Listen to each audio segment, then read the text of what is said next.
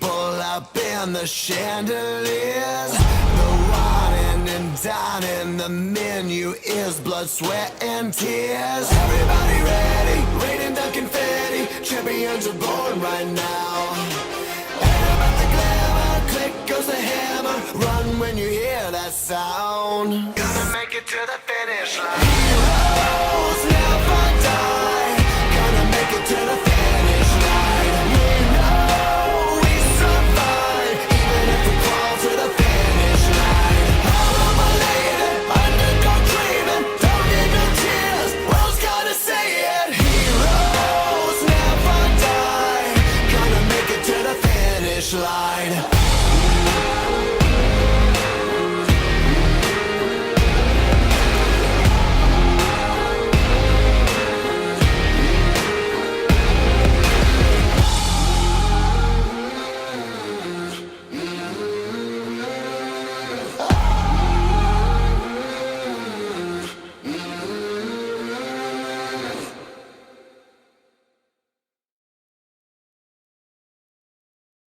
What's up, everyone? It's your boy NR2003, aka Nathan Stapleton here, and welcome everyone to Coca-Cola Superspeedway.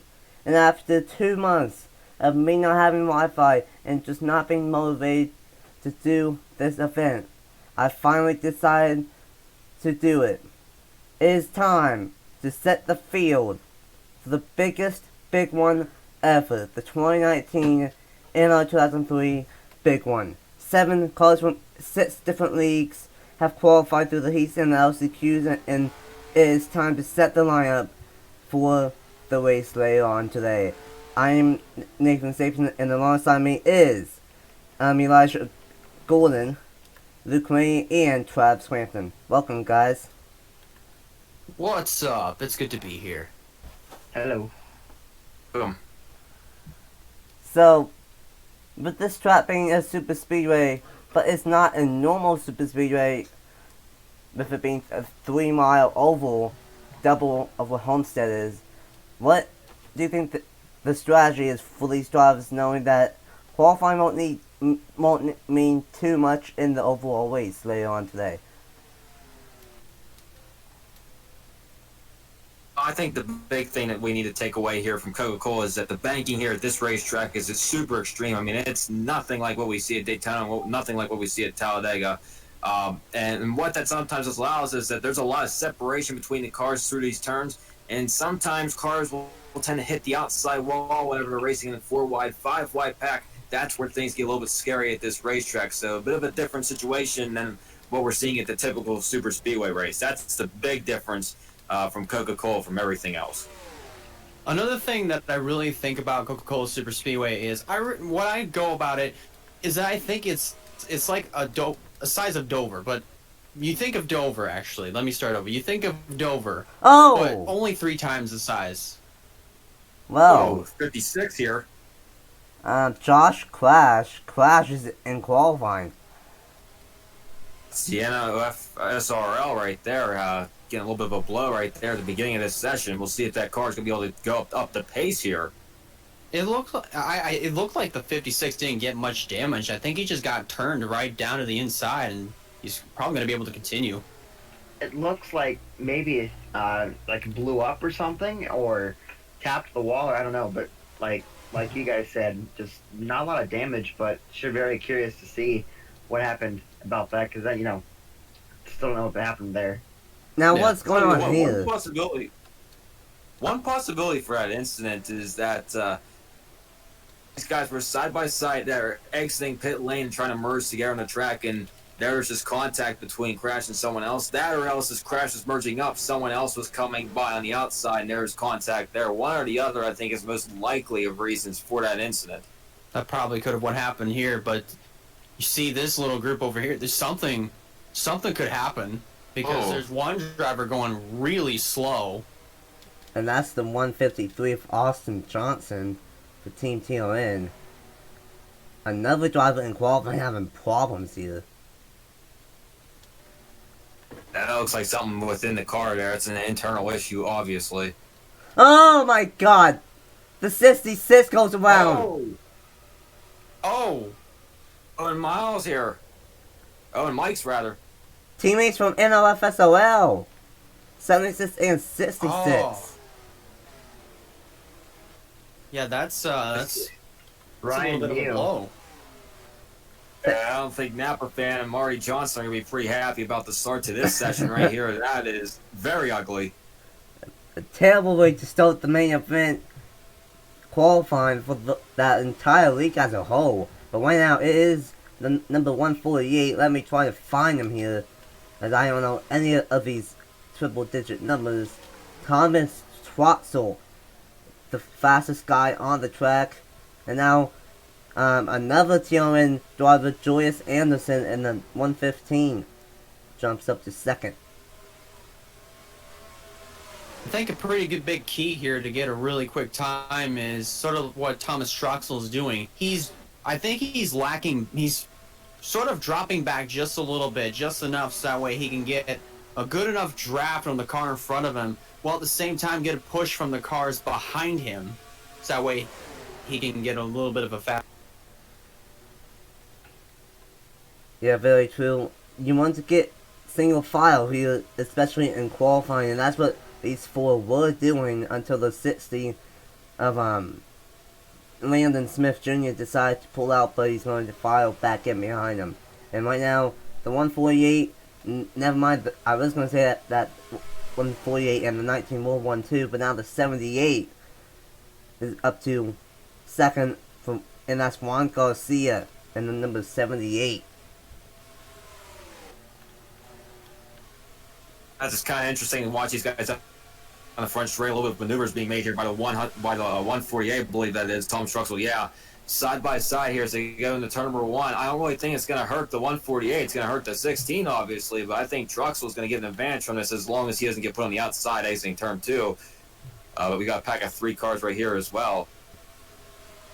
And DJ Reed to the top of the board in the 06 for Team NNSCOA jumps up to the top of the board. Never mind, now the 17 of Jonathan Zorlin. Zorlin to the top of the board. And now the 94 to the top of the board as we keep on shuffling for that top position. That's Damian Blue. Oh, it's very interesting. With the 94 there in turn number one, sorry to interrupt there, Damian Blue, he kind of lost momentum with the guys in front of him. I'm surprised at how that happened. I don't know if he burped the throttle a little bit so he can get a big run through 3 and 4 or what that was about, but he just lost it against the guys in front of him, and they were side by side, so they'd be stalling each other out. So really, some sort of hiccup or something must have happened through that corner. There he's going to try and get back within close range of that draft as the 24 is going to hang here, and a little bit of racing action ahead of them, almost some 3 wide. And you know, the thing is, here at a super speedway, the throttle pinned all the way down to the floor. But the thing is, another thing is, you don't want to get out of the throttle, because then you're going to lose the draft here a lot quicker than what you would do if you had the throttle down to the floor, but use the brake just a little bit, so that way you can slow down and get up to the back bumper just enough to where you can probably tap it or just stay tucked in. Yeah, very true. Right now, it is the 94 on top of the board, but it's probably not going to matter with it being a super speedway. Just over 2 minutes left here in qualifying for the 2019 Big One main event. And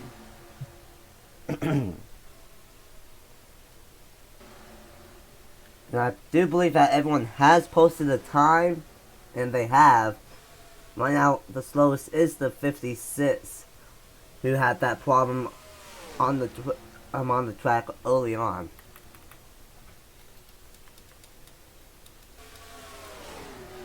And that's definitely not a good that's definitely not going to be a good starting position for that 56. But the good thing about a super speedway is it doesn't really matter where you start; it's just a matter where you finish. And with this race, it's going to be 2S for the field, but there's a real possibility that it could go caution-free, with it being a unique super speedway. Probably will not see a caution-free race, but we just have to wait and see later on tonight.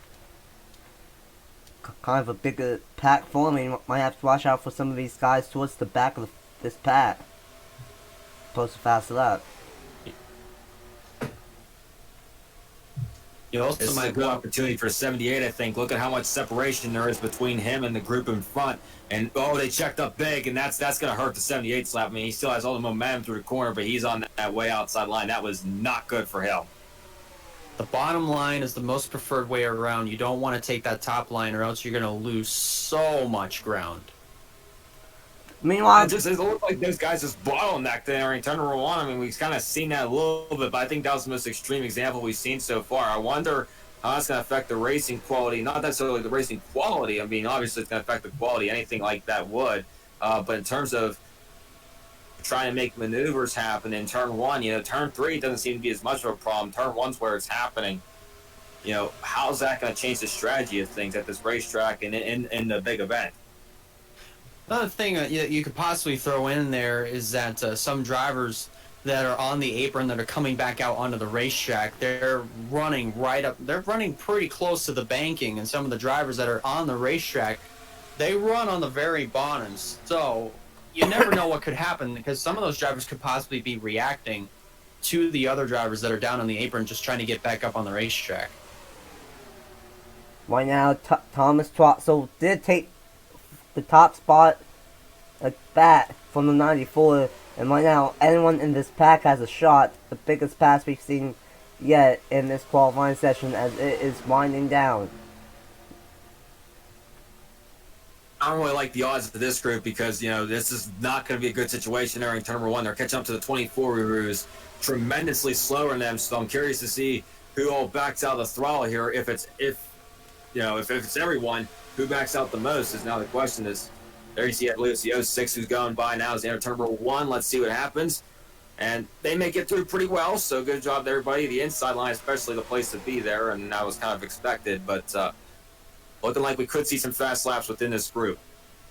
And that 24 is merged right back in the pack, so his speed will definitely be able to merge right in with this group. Oh, I think we're done here. Okay, yeah, we're done. And that is it. Thomas Trotzel for Team T All In is on the pole for the 2019 NR2003 Big One. Damian Blue will start second. Landon Smith Jr. will start third. Mitchell Collins will start fourth. Zach Rogers in fifth. Solin in sixth. DJ Reed in seventh.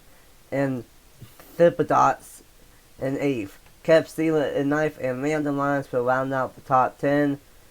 And there is everyone that will be, everyone will be starting at here for the 2019 NR2003 Big One.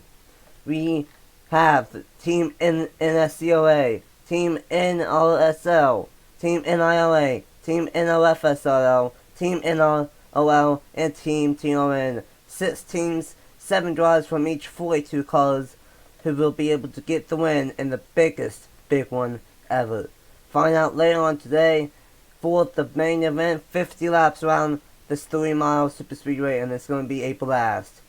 For Travis Clampton, Luke May, and Elijah Gordon, I am Nathan Stapleton, and we will see you guys in just a couple short hours for the biggest Big One ever, the 2019 NR2003 Big One.